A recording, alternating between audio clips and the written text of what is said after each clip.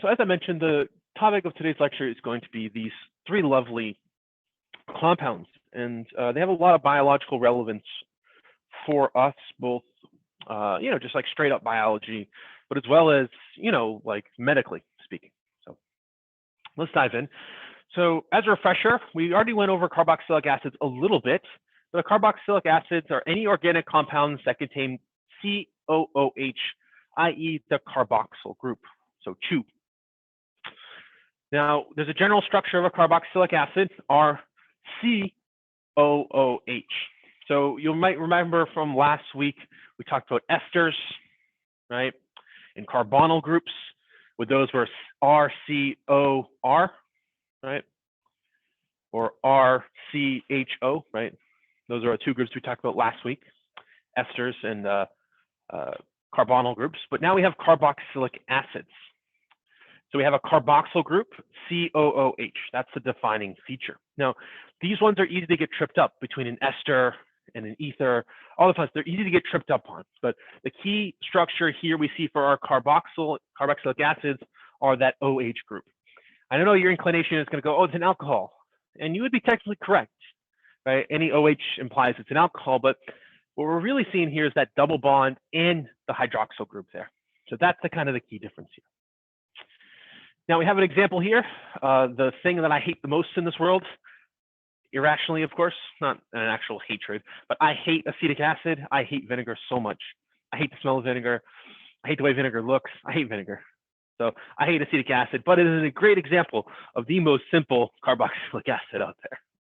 Again, I hate vinegar. I can't stress that enough. Now we abbreviate carboxylic acids with RCOOH or RCO2H, either or. Remember, the R group is anything but a hydrogen. So anything else can be tacked on there as well. So, but typically speaking, we're thinking about a carbon, right, as we see with acetic acid here. Now, esters are carbonyl groups that contain OR, or what we call an alkaloid, alkoxy group, sorry, I don't want to say alkaloid, an alkoxy group bonded to the carbonyl C atom. So again, similar to what we just saw, but the difference is it's RC O and then O again, but instead of a hydrogen, we have an R group. Now remember that R group can be anything that's not a hydrogen. It can be a carbon, which is the most likely thing, but it can be really anything. Now the example I have here for you is methyl acetate, a pretty common compound in terms of naturally speaking, that is. Methyl group, then we have that central carbonyl group, and OCH3. Esters are abbreviated as RCOOR or RCOR or RCO2R. So we have two options here for abbreviation, but I hope you can see the difference here, right? Very similar, right? RCOOR or RCOOH, carboxylic acids with the OH, esters with our OR as opposed to OH. Then we finally have the amides or amides, whichever one you call them. These are carbonyl groups that contain a nitrogen atom bound to that carbonyl C. So in this case, we have RCONRR being kind of anything, right? Anything but a hydrogen. So R technically can be hydrogen in this case. Again, generally speaking, R doesn't encompass hydrogen, but in the case of amides or amides, whichever one you call them, it's typically speaking, it can be a hydrogen here. But commonly we see carbons. You guys might recognize this N part, right? The common thing we see is like NH3, right? That's the most common thing we see in biology, where we have ammonia, right? That's a really common amide that we typically see. Now we classify an amide based upon the number of carbons bound to the central N atom. So this should seem relatively familiar, right? When we thought about like first degree carbons or primary carbons or secondary carbons, it was not how many hydrogens that are bound to that carbon, but how many carbons were bound to those carbons, right? And it's the same thing with our amides. We have a primary amide here. We have one single CN bond here, thus giving us a primary or first degree amide. Now we can abbreviate the amide, that's primary RCONH2. RCONH2. Secondary amides, as you would expect, amides bound to two different things.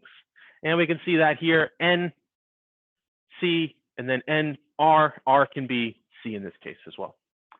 And then we have our tertiary. Again, it's bound to three distinct things. So nothing new in terms of degrees, but it's very much like when we're naming degrees of carbon, right? A first degree carbon is bound to one other carbon. So we're really only considering things that are not hydrogen that our nitrogen is bound to. Now, cyclic esters, for instance, we have lactone. So we have ester, right, and looks familiar, right? We have the carbon bound to another carbon. We have the O group here. We have the O bound to another carbon, right? So this is our ester group here. This is a cyclic one. Now this is called lactone. It's a pretty common one in terms of medically importance. Then we have another cyclic amide here, which is called lactam. And now you'll see we have carbon, bound to the O. Then we have the nitrogen bound to a carbon and bound to a hydrogen. So we have a cyclic amide, which we call lactam. So again, we don't just have to have these linear structures that we're thinking about. As with all things, we can have cyclic rings. And the cyclic rings, I think, makes things a little bit difficult, at least for these two groups, in my opinion, to really get at what they are. I think, I don't know, at least like I remember when I was learning this stuff back when you guys were like yay tall. Some of you are still a little bit short, but that's okay. But I remember back when I was learning this, when you guys were younger, I always got those confused. And it just kind of takes time to work out when you're looking at a ring, what the ring looks like and how to identify the different functional groups present. Now, all these three groups, carboxylic acids, esterns, and amides, all contain an acyl or an RCO group bound to one N or O atom. Now, what does that mean? Well, they all have the same back structure, right? If we look back at our slides, right? We look back at slides, RCO, and so on and so forth. So they all have that same backbone, which is why we cover them in the same class. Now you can infer, based upon that similar backbone, they'll likely have some similar properties, and you would be relatively correct. There's a lot of similarities between these three groups. But you can always identify them with RCO. And what differs from what we looked at last week is that here it's going to be an N or an O, as opposed to last week, which it was just a carbon compound, right?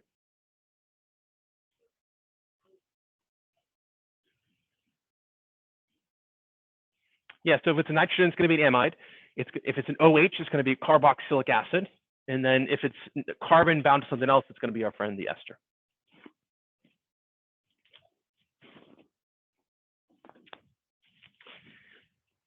So now this shape, this carbonyl backbone, is your favorite thing in the world. It has angles to it. Sorry. It is trigonal planar, so all bonds are at 120-degree angles. I know you looked at me, Miguel, like what? No one likes bond angles here. So I have to talk about it, but just I know you guys don't like it. I don't like it either, but I have to talk about it. Now, oxygen, as we know, is far more electronegative than carbon. Thus, we have a polar bond where we have a partial negative charge on the oxygen and a partial positive charge on the carbon. Again, we saw this last week. Again, electronegativity is just to reiterate what's going on here. Electronegativity is the difference in how much each atom wants electrons. So remember, the closer you are to filling your outer shell of electrons, the more electronegative you are. So oxygen is much closer to filling its outer shell than carbon is. Thus, oxygen is a jerk and hogs the electrons more often. Now, it is partially positive and partially negative because it's not like sodium, right, where the electrons are completely transferred. Remember, we still have a covalent bond here, but the electrons spend more time here than they do down here. So again, different from like standard plus and minuses that we see in like sodium and chlorine, right? This is partial positive, partial negative that come to be because of unequal sharing. Just to hammer that home because it's an important aspect of organic chemistry. So that's what we have. Trigonal planar, 120-degree bonds, and as you'd expect, a polar bond between oxygen and our friend carbon. Now, this negative bond here, you can imagine, can also participate in hydrogen bonding, and you'd be absolutely correct. So we wouldn't be in chemistry too if we didn't talk about how to name stuff. I know it's your other favorite thing you like. So to name a carboxylic acid, we obviously have to use the IUPAC system. Now, the first thing we do, as we do with all of them, is we have to find the longest chain. So as we saw last week, as we saw the week before, and as we've seen every week, if we have something that's not just a standard alkane, we have to find the longest chain that includes our brand new functional group. Now, in this case, our brand new functional group is the RCOOH. And this won't just be for our carboxylic acids, it'll also be for the esters and the amides as well. So just as a note, always got to find the longest chain. Remember, the longest chain isn't just straight, right? It can branch. But in our case, even if we find a carbon chain that's 10 carbons long, if it doesn't include the COOH part, it doesn't work. So remember, it has to, I'm gonna say it one more time, has to include COOH, has to. Now we change the E ending. So remember, we have alkanes. So for instance, if we have our friend hexane, we simply drop this E part, replacing it with an OIC acid. So in this case, we would have hexanoic acid for carboxylic acids here. That's as far as we've gotten. And we always, again, as the same way we do with the alcohols as best we can, we always want to number the chain to put the COOH group at carbon number 1, but we omit the 1 from the name. So nothing new, but applying the rules that we've been building upon thus far. And all the other rules apply. So let's talk about this example here. We have an IUPAC name for this following carbon compound. There's just an H here, just as a note. It got cut off for whatever reason. So we have this carbon compound. We have to include COOH in the longest chain. So we have to physically name this. So we have to start off by giving this carbon number 1 because it needs to be the lowest number possible. So this means it has to be carbon 2, 3, 4, 5, 6. Conversely, we could also go 1, 2, 3, 4, 5, 6. Doesn't matter.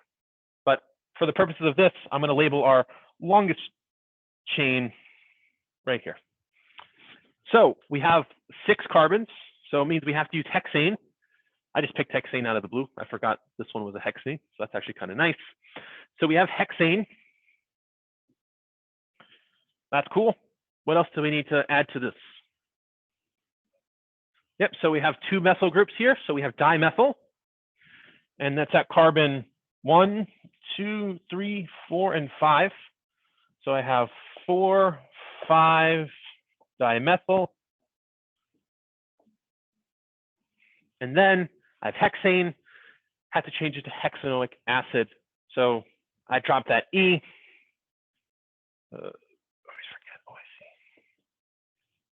So in this case, I'd have 4,5-dimethyl hexanoic acid.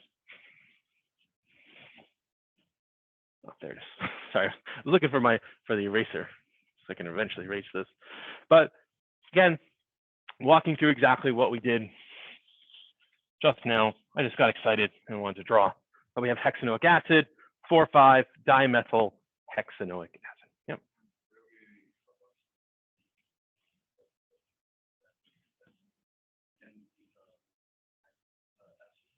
Yeah, so if it has a carboxylic acid, yeah, we have to name it oic acid. Yeah, so it acts as an acid, right? So it's going to be a proton donor in our schematic of what an acid is. Yeah, so 4,5-dimethyl hexanoic acid. All this is exactly the same. The only brand new thing is COOH, how we handle COOH. COOH we just handle with hexanoic part. Hexanoic acid, of course. So that's our friend there. Now, as with all things in organic chemistry, many carboxylic acids that are simple or very common have common names. So formic acid. Formic acid is a pretty cool thing. It's produced by ants. They secrete it to fight off people. It's actually kind of fun.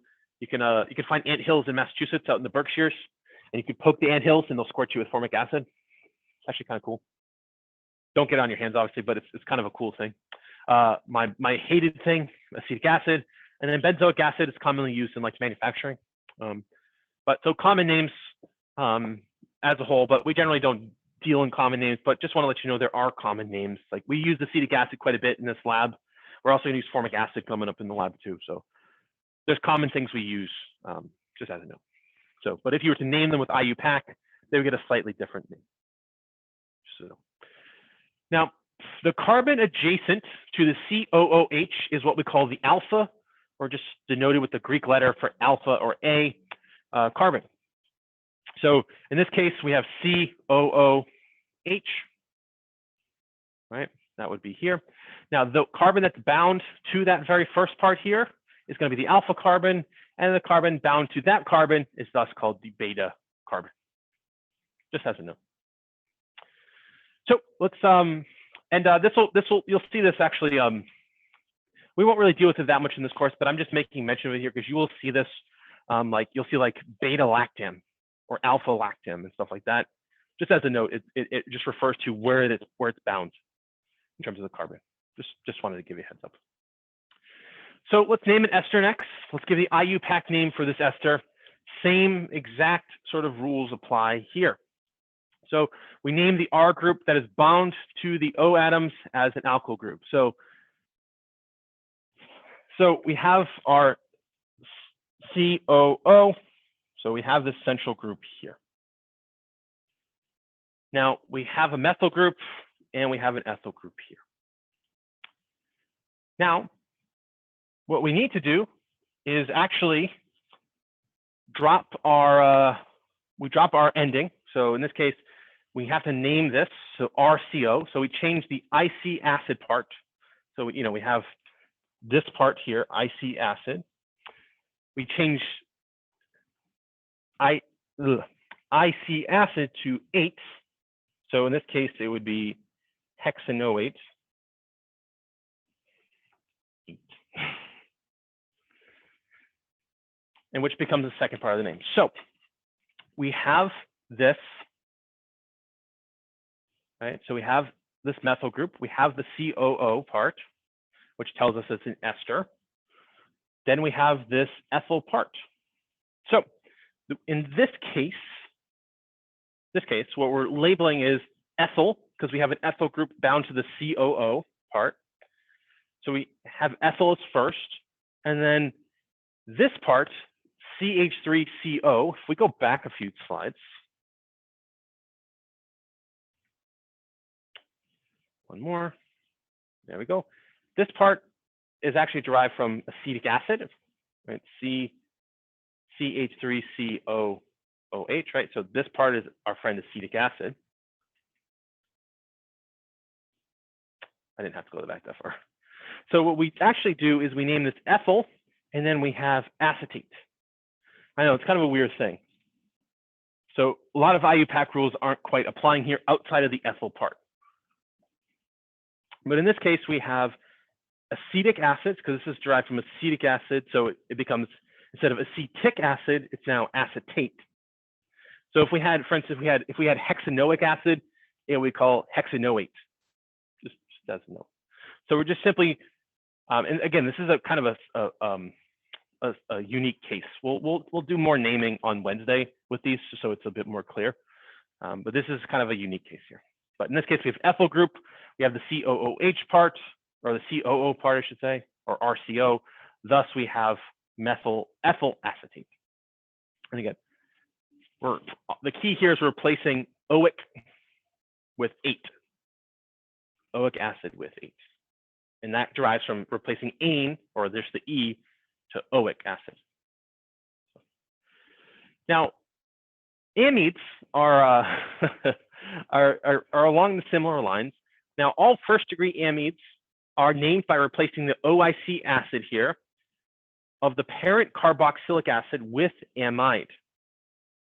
So we recognize so RCON, thus it has to be an amide. Now this part here, CH3CO, as before, it was derived from acetic acid. So we take this acetic acid part, right? Because if this was just normal, right? If this was COOH, right? That would be acetic acid. And we take that and we simply drop the ic acid part, replacing with acetamide. And an amide referring to the presence of the nitrogen group. Now, in this case, we have benzoic acid, right? This part here is benzoic or benzonate. We replace benzoic acid, the IC acid part, with benzamide. So benzene, you guys can recognize that's a benzene ring, I hope. That's one of our, this would be replaced essentially this methyl group here. We still have the RCOO part, or sorry, the RCO part, not COO, the RCO part, but we have the nitrogen group, thus it has to be an amide. So in this case, we have acetic acid. In this case, we have benzoic acid. So let's talk about how to give a systematic name. Now, these are how we derive things when we know what they are, but let's talk about how to name something a little bit more, I'm going to say larger, but that's not quite the right word I'm looking for, a little bit more concrete. So how do we apply IUPAC to a, so in this case, we have the first degree amides, right? So how do we apply to a second and third degree amide? Now, remember, how many things that nitrogen is bound to tells us if it's a first or second degree. So the nitrogen is bound to one carbon, thus it's first degree, one carbon, first degree, carbon, carbon, thus second degree, carbon, carbon, carbon, thus third degree. So how do we give an IUPAC name for each of these amides? So the first thing we do, we name these alkyl groups that are bonded to the nitrogen atom. We have ethyl group here. In this case, we have two methyl groups here.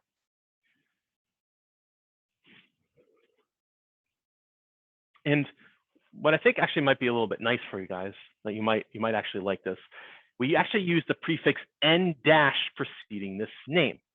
Now, this is kind of a unique thing, and it makes naming a little bit easier. But so very much like we saw, we have N. So we have N- preceding the name. The N tells us, well, tells us a couple things, but it tells us the nitrogen is present. Now, we name the acetyl group with the suffix amide. So in this case, HCO, that's derived from formic acid. So that's the most basic one. Thus, it's formamide. You guys might recognize formamide. It's a preservative like formalin. Pretty cool. This part is derived from benzoic acid. So thus, it's benzamide. Now, where does the N come in? Well, the reality is we add the N in place of like ones, right? So we don't actually physically have to tell you it's at one or position one, right? Because we don't have a chain here to number, right? There's no like 5 carbons to name, right? In this case, we say, I have an ethyl group, CH2, CH3, that's my ethyl group. It's attached to the nitrogen. So I have to say ethyl, then we put N, telling us that there's an ethyl group present. And then we have this basic here, formic acid. Thus, it's formamide, because we replace ic acid with amide, or amide. Thus, we have N-ethyl formamide. Now, this one, it's benzoic acid, as we've seen. It replaces the IC acid with benzamide. And we have NN-dimethyl benzamide, because we have methyl here, so that's its dimethyl. And we have two N's, N and N. One N is for one methyl group, the other N is for the other methyl group. We'll go over more problems on this Wednesday. Don't fret. And remember, you have a cheat sheet when you take your stuff. So you don't have to remember all of this stuff. You don't have to remember that it's formic acid. You'll have a way to write that for yourself. Now, as we've sort of seen, all of these compounds are polar, right? They have that carbon-oxygen double bond. They're polar, right? Now, in the case of amides, they also have nitrogen carbon bonds, which are also polar as well. Not as polar as oxygen carbon bonds, but they still are polar because there is that difference in electronegativity. So because of this, only carboxylic acids, as well as first degree and second degree amides, can undergo between molecule hydrogen bonding. So we have an amide here. This amide, it can hydrogen bond first here, right? So this oxygen can bound to a hydrogen here.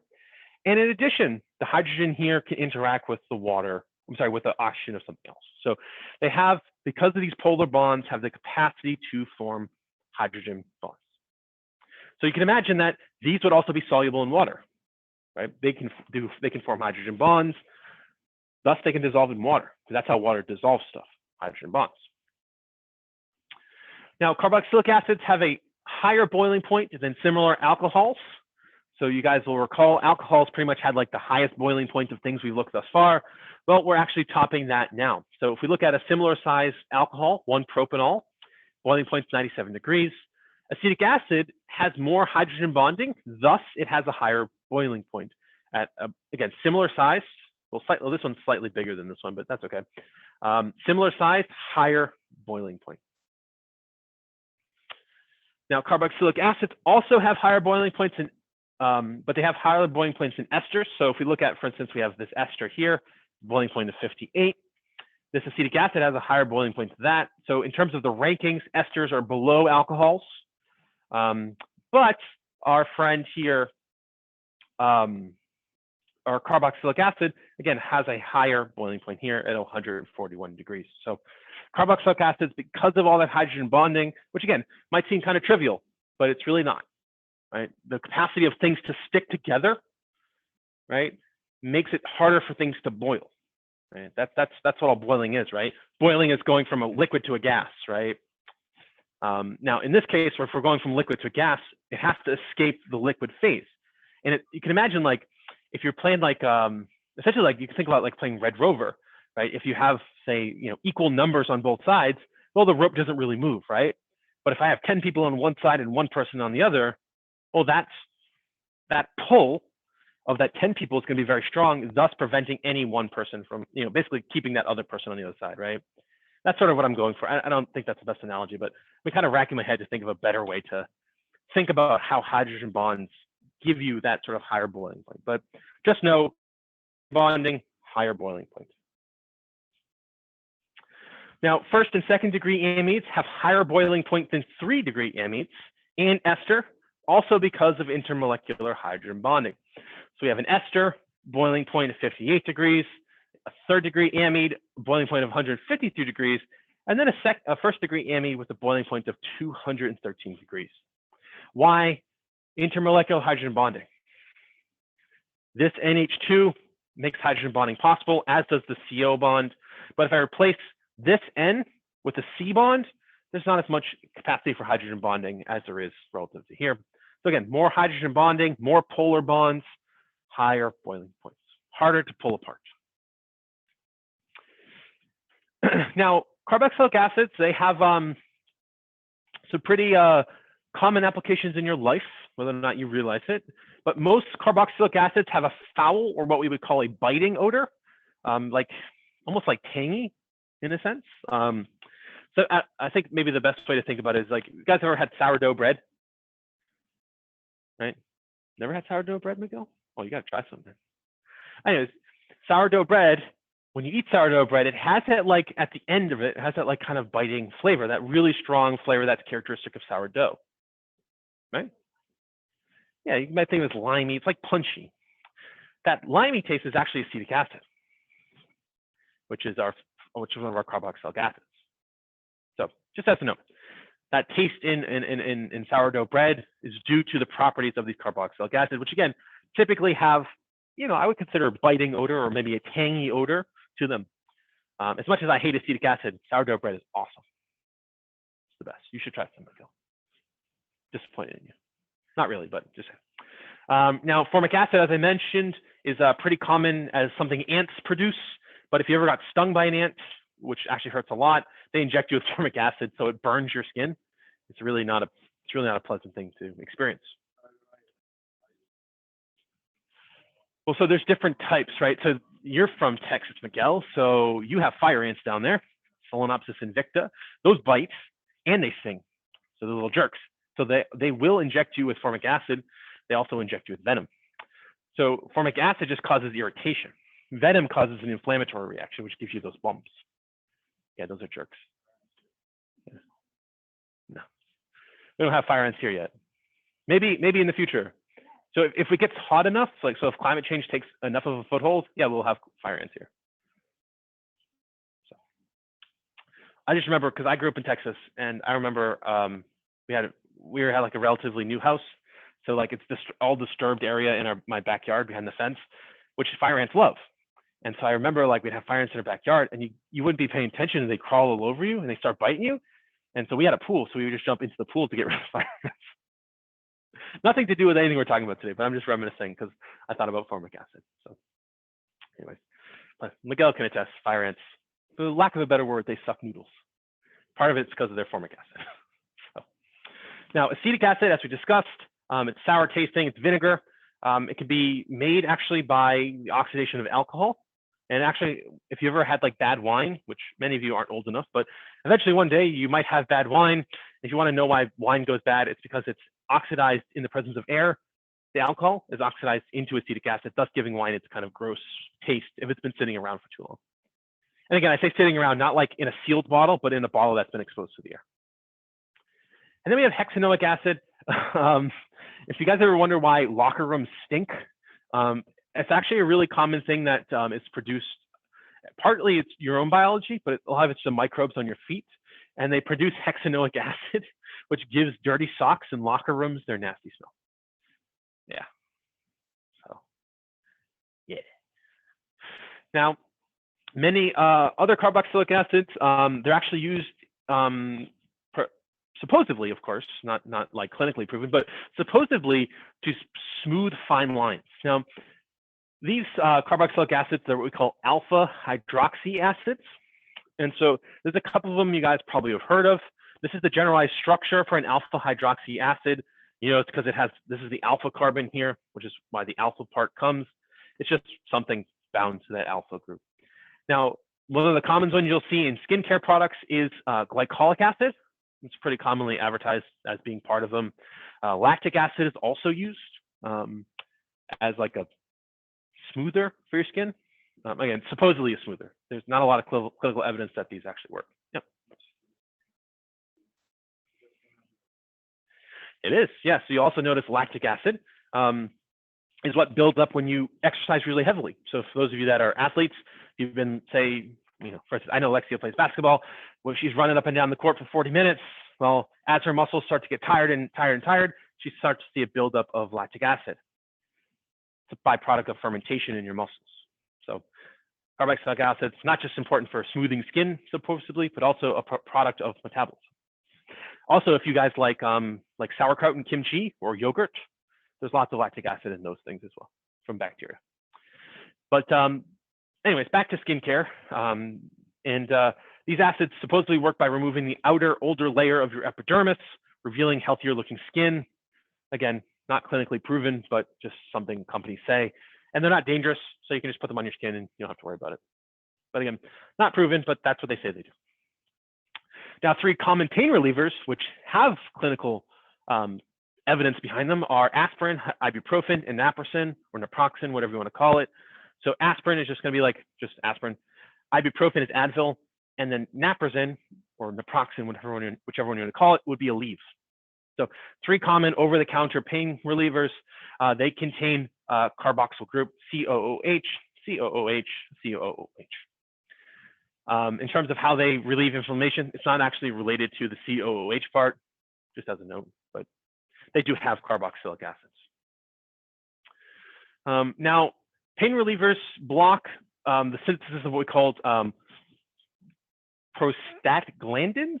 I can never remember if I say that right, but these are compounds that are responsible for the pain response in your own body. So this is arachidonic acid. So this is a pretty common thing that's produced in your body as a precursor to one of these proglastinins. And these cause pain inflammation as they build up, as they bind to your pain receptors in your body, on your cells and things like that. Now, aspirin actually inhibits this process, this enzymatic process where we convert this acid to proglastin. Aspirin actually physically blocks this, and all the other ones act in a similar mechanism. They block a pathway inside your body, thus preventing from happening. And now, they have other effects inside your body as well. Because they block the enzymatic pathway, they have the capacity to block other enzymatic pathways, in particular those that are in your liver. So I don't know if you guys have ever heard, but long-term use of aspirin or Tylenol or Aleve or anything like that is actually bad for your liver because it ends up blocking many essential functions in your liver as well. Just as a note. In addition, many low molecular weight esters have some pretty awesome odors. So for instance, the smell of mangoes, ethyl butonate, for those of you that like mangoes, that's our ester here. Then we have pentyl butanate, which actually is gives apricots their smell. And then methyl salicate, which is the oil of wintergreen, gives wintergreen its nice happy smell. So if you guys do that like wintergreen gum or mints, you owe it to an amine here. Now, melatonin, I don't know if you guys have heard of melatonin. It's a natural hormone produced by your body, but as you can tell, it is an amide, NH, right? We have CCO, right? That gives us our carbonyl group. Down to the N gives us our amine. Now, melatonin is thought to induce sleep because it's as your body sort of gets, you know, as the day-night cycle starts to switch, your body starts to ramp up melatonin production, which helps you fall asleep. So it helps regulate your sort of day-night cycle. You can also buy melatonin capsules over the counter. So you can go to the vitamin section and buy melatonin. As a note, they only work in a function of placebo effect. So if you buy melatonin over the counter to take it to fall asleep, it doesn't actually help you the way most people take it. It seems to just be a placebo thing. So just as a note.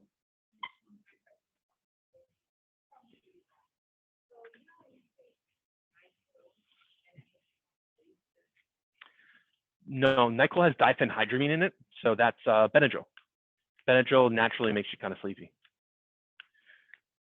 Yep. Different compound. Actual evidence suggests that it works. So,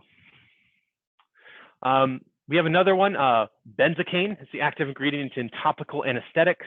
So if you guys have ever had like a toothache, I hope not, because toothaches are awful, but yeah. No, that's Novocaine. So cane part is just a class of numbing things. They target your nerves. Benzocaine is just like a topical one. So what is it? It's like a gel, Oragel. Yes, it's like Oragel. You can buy it at the store. You apply it to your gum to help numb your pain response. Hope you guys never have to do that. Tooth pain sucks. I did too. So that's benzocaine. Now acetaminophen, it's Tylenol, right? It's a pain reliever, but you can see that acetaminophen, like benzocaine here, has an amide group, right? NH. So important stuff for your average everyday life. I took some acetaminophen before I came to this class because I did not get enough sleep last night, so I've had a headache all day. So I took some Tylenol, and now I feel better. So, now, as you can tell from the name, carboxylic acids are acids. Now, this might be not so fresh in your brain, especially if you didn't take chemistry last semester, but it might not be fresh in your brain, even if you did take chemistry last semester with me. But anytime we denote something as an acid, they are considered proton donors. Because remember, the measure of acidity of a solution or the measure of acidity of a compound relates to its capacity to absorb or donate protons. So the more acidic in a solution is, the more protons are in solution. The less protons, the more basic it is. So remember, that's our working definition of what an acid is. The capacity to donate protons makes you an acid. So in this case, we have a general reaction. So we have some sort of carboxylic acid reacts with water, forming H3O, so hydronium, the hydronium ion, and then RCOO negative charge here, or what we call the carboxylate anion. Now, it's an acid, so clearly it's donating a proton. However, they are very weak acids. So acetic acid, it's weak, right? You could drink a spoonful of acetic acid, it would be gross, but you could drink it, no problems. If you try to drink a spoonful of hydrochloric acid or sulfuric acid, which are considered strong acids, you'd be in a bit more trouble. Those are much more caustic than a weak acid that we see for carboxylic acids.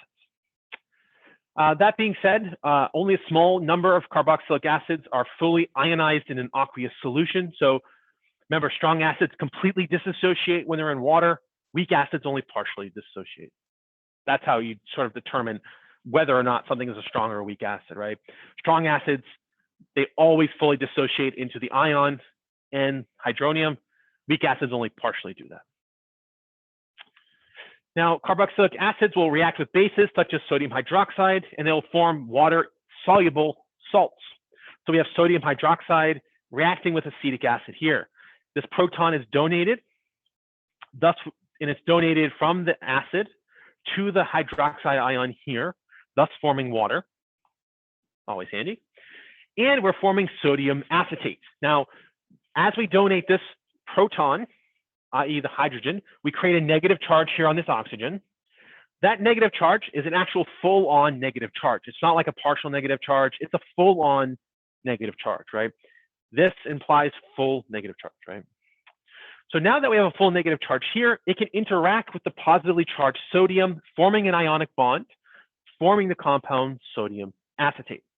Now, as you guys probably know, sodium hydroxide or anything that's an ionic bond is soluble in water. So this is soluble in water, sodium acetate. Sodium acetate is really commonly used in medical laboratories as like in buffers and stuff like that. So it's a pretty common thing used in the world of medicine, just as you know. So this is what we have. Our carboxylic acid donates a proton, thus forming a negative charge, allowing it to bond with the sodium. Now, the salt of our carboxylic acid, so what we have here, again, they are water soluble, as I mentioned, but the reactions will turn water-insoluble carboxylic acids into a water-soluble carboxylic acid salt. So we have octanoic acid. Now, octanoic implying it has 8 carbons. Now, as a general rule, remember, things that have 8 carbons in them, remember, our sort of cutoff point is usually 6 carbons. Anything that has more than 6 carbons in it has too much sort of intermolecular forces, so too much hydrophobicity to dissolve in water. So in this case, we have octanoic acid. It is a carboxylic acid, but generally speaking, because it has so many carbon-hydrogen bonds, it's insoluble in water. However, when we react it with a strong base, such as sodium hydroxide, it forms sodium octanoates. So again, we produce water, we produce that ionic bond there. Now with sodium octanate, because it has that ionic bond, it's actually now water soluble. So kind of a fun way to link chemistry 1's acid-base stuff and solubility to sort of thinking about the properties of some of our carboxylic acids. I know you probably don't find that fun, but I thought it was a nice callback to chemistry 1. I like chemistry 1 better than chemistry 2, so I like it when I can call back chemistry 1. Now, to name metal salts of a carboxylic ion, we put the 3 pieces together below, as we can see. So we have the name of the metal cation, sodium, plus the parent, plus the 8 suffix. So in this case, we have the parent, which would be acetate. So we have sodium, acetate, 8, 8. In this case, we have potassium as our ion. So it's potassium, 1, 2.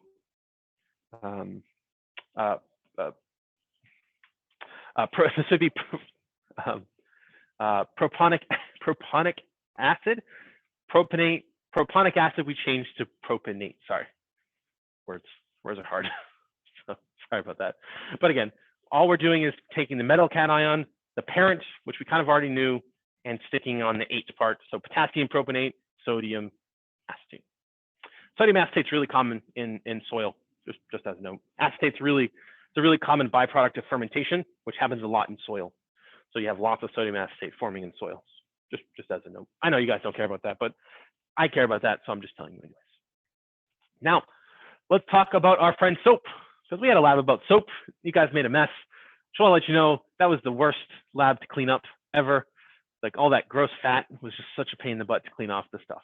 I'm not saying that you guys did anything wrong or anything, but man, for a lab that I thought was pretty cool, I did not think about how big of a pain in the butt it was going to be to clean up soap and the byproducts of producing soap. But I just want to let you guys know that it just, like if you go into the lab, I'm still soaking some stuff because I can't get the fat out of the thing. Anyways, now as we discussed, soap is, right, we use soap a lot, right? Now we've been using soap for about 2,000 years now. Now soaps themselves are salts of carboxylic acids that have many carbon atoms in a long hydrocarbon chain. So you guys took shortening and you treated it with sodium hydroxide and alcohol. You didn't quite realize it, but you were actually changing this to be a carboxylic acid via this reaction. So kind of a cool thing. You maybe didn't know that. Now soaps have a polar head, and again we looked at this in lab. But they have a polar end, that's the ionic end, and then they have a non-polar tail, which has lots of CC, lots of CH bonds. So this is what you guys made, right? We started with all we started was shortening, right? Which was just a long tail, right? Just a bunch of carbons and hydrogens, right? We reacted it with sodium hydroxide and alcohol, producing a polar end, a polar head, and we had sodium in there. Thus, we had that ionic bond forming, as we saw right here, right? So we created a polar head that has an ionic component to it and a non-polar tail. Now, as we discussed, we can use this to clean dirt. Now, in water, our soap will form micelles. Now, these micelles, you might kind of look at them and go, that kind of looks like a cell, right? Right? It kind of looks like a cell, right? This kind of looks like phospholipid acids, right? Phospholipid fatty acids. And the way they orient themselves with the tails facing inward, again, it's like a cell. So these micelles are really, really common. Now, they form these micelles, which are just spherical droplets where we have the charged compounds on the outside and the very hydrophobic tails on the inside. And we have this sort of dichotomy, right? It's nonpolar on the inside, so it's very hydrophobic, very, very hydrophilic on the outside. So we create this, again, it's almost like cell-like structure.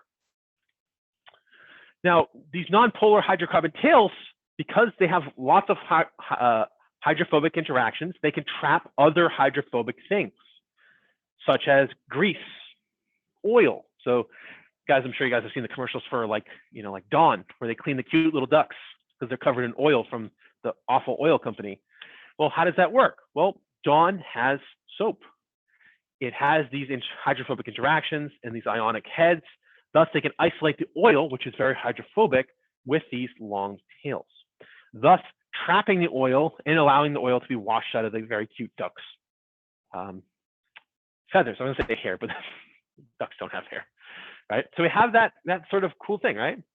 And this is what you guys created in labs, and you guys know that it creates like a sudsy, right? You shook your soap, it produced a little bit of foam, right, from those suds. So it has this really sort of cool property. Now I know how soap works. Now there's a couple other what am I looking for here? A couple other so we have carboxylic acids here, where we have willow trees, so we can isolate aspirin and salicin from we can isolate salicin from willow trees, and then we can use salicin from willow trees to actually synthesize aspirin, which is acetyl salicylic acid. And then from meadowsweets, which is just a type of grass, like flowery grass, we can isolate also salicylic acid. And from there, we can actually use that chemically. We can treat that with sodium hydroxide to create sodium salicate, which is actually a sweet tasting salt. So you guys might look at your ingredients list one day, and you'll notice sodium salicate is on there. How do we get sodium salicate? Well, we isolate salicylic acid from these plants, treat it with sodium hydroxide, giving us that sweet salt taste. Now, for your body, when we take aspirin, so it's in its neutral form, right? We have COOH, right? So we have that carboxylic acid. In the stomach, aspirin exists neutrally because it's a very acidic environment in your stomach, right? Now, as aspirin moves into your intestines, aspirin actually begins to exist as an ionic compound. So it loses this hydrogen, becoming ionic. And then when it's ionic, it actually can then be more readily absorbed into your body. It's a bit easier. So the journey aspirin takes is kind of an interesting one. Hangs out as acidic, gets turned into a charged molecule in your intestines, thus being able to be absorbed and do all the things that aspirin does. Now, we can convert carboxylic acids to esterns and amines. And this shouldn't be overly surprising. They have very similar structures, right? They have that same backbone, RCO, right? That same backbone. So it's not surprising that we can treat them with something to convert one to the other, right? I think that's pretty common. Now, what we're looking at here is substitution reactions. So in this case, we have, and again, this would be like falling under our double substitution reactions, if you remember that from last semester, or Chem 1. We have RCO, and then we have Z, and we have reacting with HY. Now, HY Z is going to be OH, OR, or NR. So it's going to be any one of our three groups: carboxylic acids, esters, or amides. Y is going to be hydroxyl groups: OH, OR, or NR2.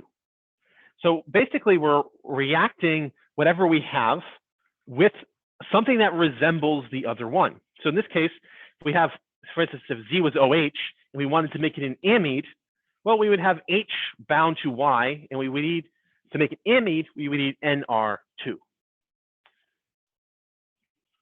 So that's all you're really sort of doing is whatever you have. If I have a carboxylic acid, I have OH, I have an ester, I have OR, I have an amide, I have NR2.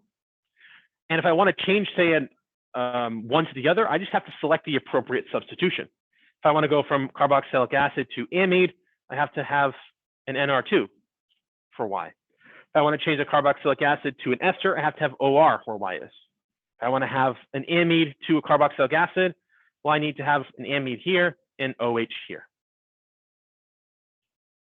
It's kind of like a mix and match sort of thing. You kind of like choose what fits, and they're all the same reaction. Now you'll notice that HOH is, so some of these will happen in the presence of water, right? So to go from, for instance, like an amide to a carboxylic acid, you react an amide with water to form the carboxylic acid. Now we can also react carboxylic acids with alcohols to form esters. So we have some sort of alcohol here. We have our carboxylic acid. We don't know which one it is, but we have a carboxylic acid. We can react that with alcohol in the presence of sulfuric acid, so a strong acid, producing our ester, producing water as well. And in this case, the OR group, so whatever the alcohol is, replaces the hydroxyl group. So we lose the hydroxyl group because these two bind together, H and OH, producing water. And then OR from the alcohol actually takes its place.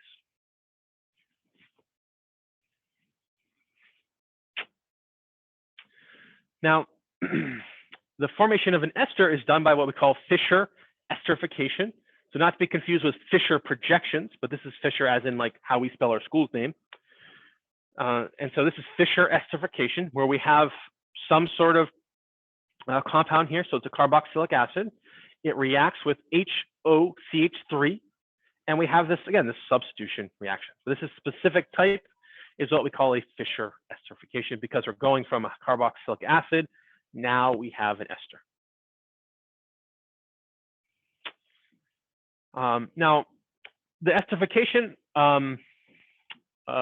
is what we call an equilibrium process. So you might have noticed here the arrows go both ways, which means this reaction, as you recall, means it's reversible, right? And it's not reversible in the sense that like it all proceeds from one direction to the other. Remember, it's kind of in this equilibrium where it's kind of a back and forth, right? That's what we see. That's what we think when we see these double arrows. Now, this is an equilibrium process. Now we're reacting in this case we have benzoic acid reacting with methanol and sulfuric acid to produce our ester. Now, remember, this is a back and forth thing. So it exists as an equilibrium between both sides of this equation. Now, according to our friend Le Chatelier, so that lovely French man, the reaction is driven from left to right by two things. The first is by increasing the amount of methanol, and the second is removing water as it is formed. So we can drive this reaction from benzoic acid to methylbenzenate by increasing the amount of methanol or by increasing the amount of water formed. And that's sort of a feature of sort of like when we looked at these last semester of what that sort of type of chemistry looks like, right? These double arrows imply reversibility, and they can be driven heavily towards one side or the other by changing the equation slightly. And I don't mean changing the equation by putting something else instead of methanol. I mean changing the equation by adding more methanol or removing water from the process. Now we can also heat a carboxylic acid with ammonia. So just you can think of like, you guys can buy ammonia at the store, right? Ammonia is just NH3, so it's also just fertilizer. Now we can not just ammonia, but also amines, so RNH2 or RNH. And so if we react a carboxylic acid plus heat, so that's going to be the heat part here, plus any amine, we can form an amide. So ammonia, RNH2 or R2NH plus a carboxylic acid gives us an amide plus water. You notice this reaction doesn't exist in equilibrium. It's just a one-sided reaction. Once you form an amide and water, that's the end of the story.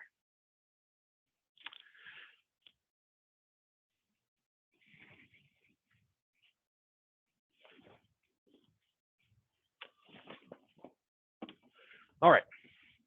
Now, the identity of our N compound, so our amine compound, determines the type of amide form. So if we react NH3, so acetic acid reacting with ammonia, NH3, in the presence of heat gives us a first degree amide. The reaction with acetic acid with a second degree, RNH2,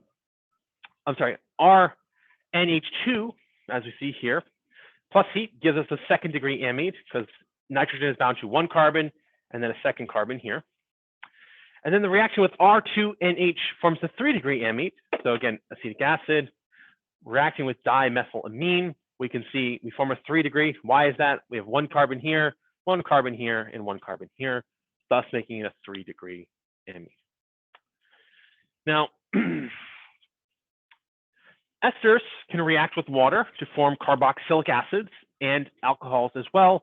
This is what we call a hydrolysis reaction. Remember, anything that's hydrolysis consumes water, right? There's water involved in some way, shape, or form. So we have water here. We have an ester, standard thing. It reacts with water, replacing this ROR group with an OH. Thus, we form a carboxylic acid when we react this ester with water. Yeah.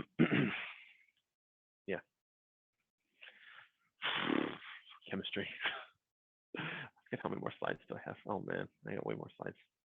I'm getting tired of talking about these chemistries.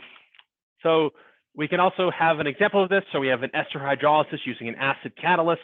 So we have ethyl propionate reacting with water in the presence of sulfuric acid. So it's a reversible reaction. Again, the OH replaces the OCH2, CH3, giving us carboxylic acid, and then giving us another compound.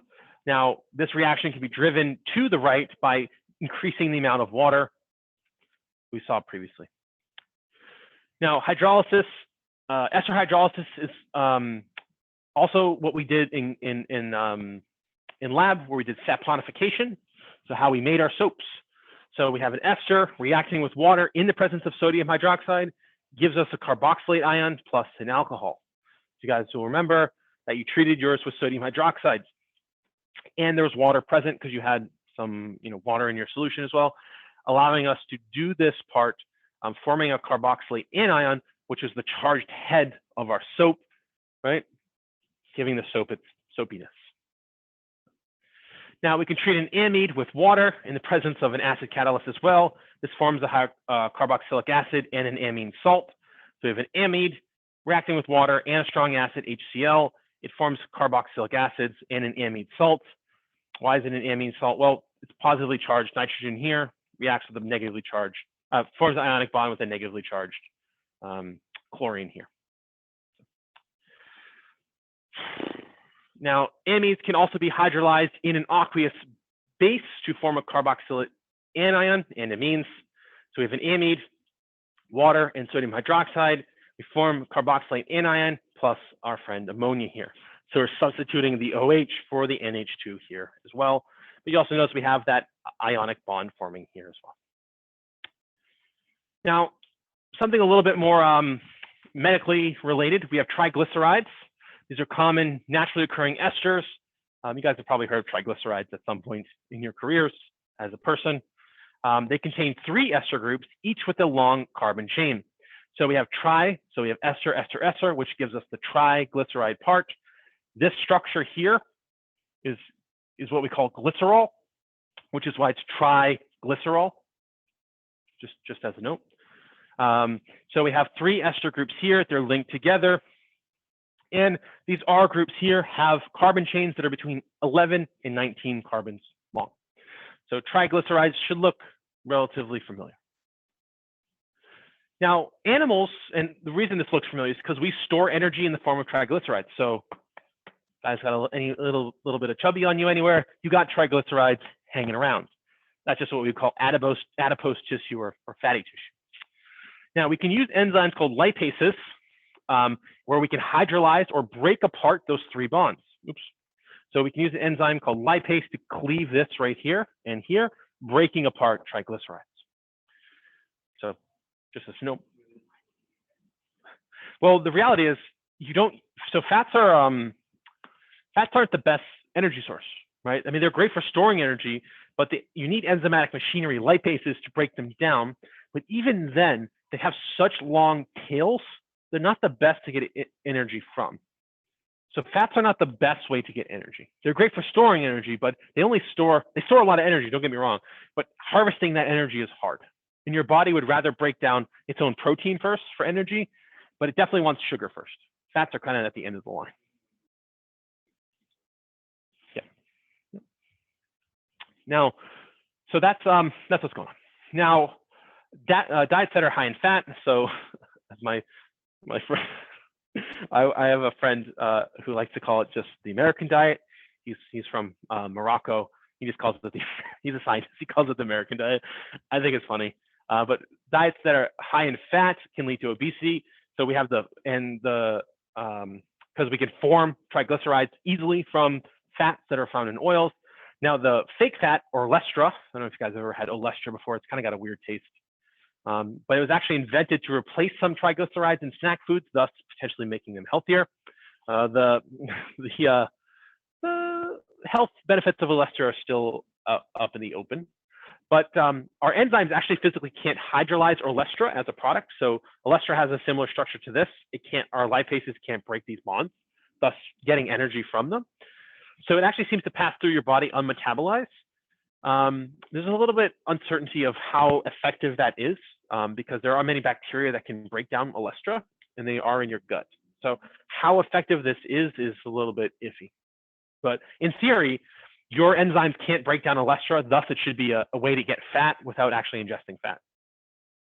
So, but we can just look at this reaction, and I think that's going to be one of the final things we talk about. We have triglycerides. 3 red bonds here are broken during hydrolysis via the enzyme lipase in the presence of water. We produce glycerol, and we produce 3 carboxylic acids. These carboxylic acids have these R chains that are 12 to 20 Cs long. Now from there, we can use glycerol for a number of things, but we mostly were thinking about taking these carboxylic acids and using them further in our metabolisms to derive energy. Now we can look at olestra. This is what olestra looks like. All the R's are long chains of carbon. So this is the simplified model. Now when we actually look at what olestra looks like, kind of looks like a crazy starfish. I don't know, but it's a little bit harder to sort of visualize this structure here. At least when I look at it, it is. But this is what we have for olestra group. Now these ester groups, which again we're breaking down here, they're so dang crowded that our lipases physically can't interact with them. So as we'll talk about later this semester, enzymes, and we sort of mentioned a little bit thus far, but mostly later in the semester, enzymes interact with things on what we call an active site. And if the active site can't make it to where it needs to go to do the chemistry, the enzyme simply can't work. So in the case of olestra, things are so dang crowded in here, your enzymes actually again, your enzymes, not bacteria, but your enzyme physically isn't small enough to interact with olestra because of how crowded it is. So,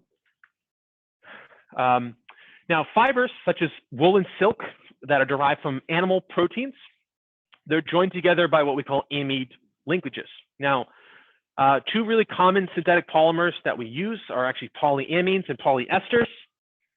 In case you guys wanted to know why it's called polyester, it's esters. Many, many esters linked together. So now you know why something is called polyester. Now, nylon is actually a condensation polymer. It's formed when 2 monomers come together, releasing water. So we have an amide here, amide here, amide here, joining together our carboxylic acid. We join them together, we lose water, forming new amide bonds here. And see, right? So now we have amide, amide, amide. Thus, we produce our a synthetic polymer here.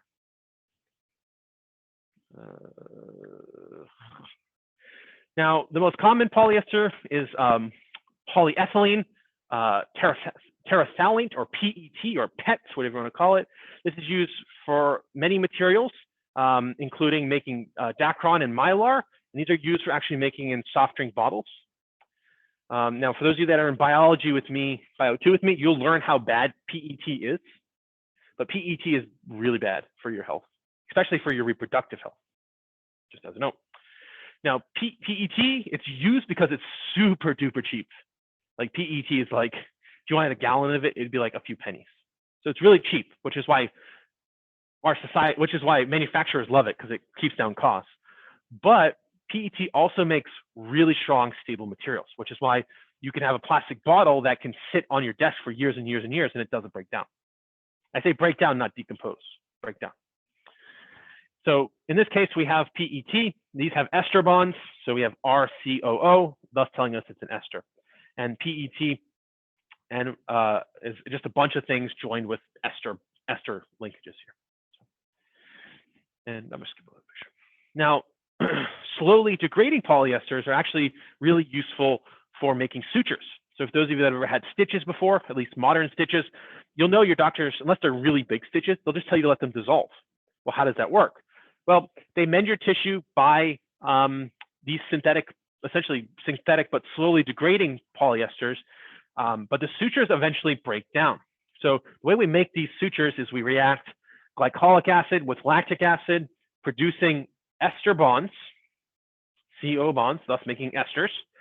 Now these bonds, they are easily broken down by your body.